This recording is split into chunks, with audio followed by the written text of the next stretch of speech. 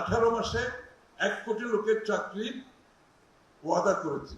18 মাসে 1 কোটি লোকের চাকরি। বাংলাদেশের মানুষের যে উৎপাদনশীলতা, সৃজনশীলতা, অর্থনীতিকে নিয়ে সেটাকে ধ্বংস করে দেওয়া হয়েছে। ব্যাংকে টাকা নাই, শেয়ার বাজার ধ্বংস, দ্রব্যমূল্য নিয়ন্ত্রণের বাইরে, ব্যবসায়িক পরিবেশ নষ্ট, যেটাকে ইজ অফ ডুইং বিজনেস বলা হয়।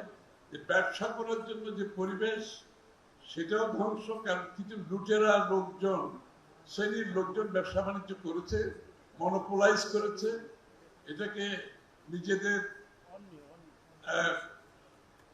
মধ্যে একটা শ্রেণীর মধ্যে, একটা গোষ্ঠীর মধ্যে নিয়ে গেছে। সুতরাং সার্বিকভাবে বাংলাদেশের অর্থনীতিতে ব্যবসায়ীদের যে ভূমিকা, সেই ভূমিকা যদি আমরা পালন করতে না পারি, ব্যবসায়ীরা যদি স্বাধীনভাবে ব্যবসা করতে না পারে, ব্যবসায়িক পরিবেশ যদি ঠিক না থাকে, বাংলাদেশের অর্থনৈতিক ম্যানেজমেন্ট যদি ঠিক না থাকে, বাংলাদেশের শেয়ার বাজার যদি ঠিক না থাকে, সার্বিকভাবে ব্যবসাতে, যেটা জিয়া রহমান সাহেব বলে গেছে যে অন্তর্ভুক্তিমূলক একটা দেশ উনি চেয়েছেন, দেশের সকল মানুষ অর্থনীতিতে যাতে অংশগ্রহণ করতে পারে। এবং আমরা কিন্তু এটা জিয়া রহমান সাহেব যেটা করেছেন, ফ্রি মার্কেট ইকোনমি, অর্থাৎ level playing field. Level playing field মানে বাংলাদেশের প্রত্যেকটা মানুষের ব্যবসাতে ঢোকার জন্য একটা পরিবেশ থাকতে হবে, এবং সেই পরিবেশ বাংলাদেশে নষ্ট করে দেওয়া হয়েছে। সেই ব্যবসার পরিবেশটা একটা গোষ্ঠীর হাতে চলে গেছে। তা আমরা চাই বাংলাদেশে একটি সার্বজনীন ব্যবসার পরিবেশ তৈরি হোক।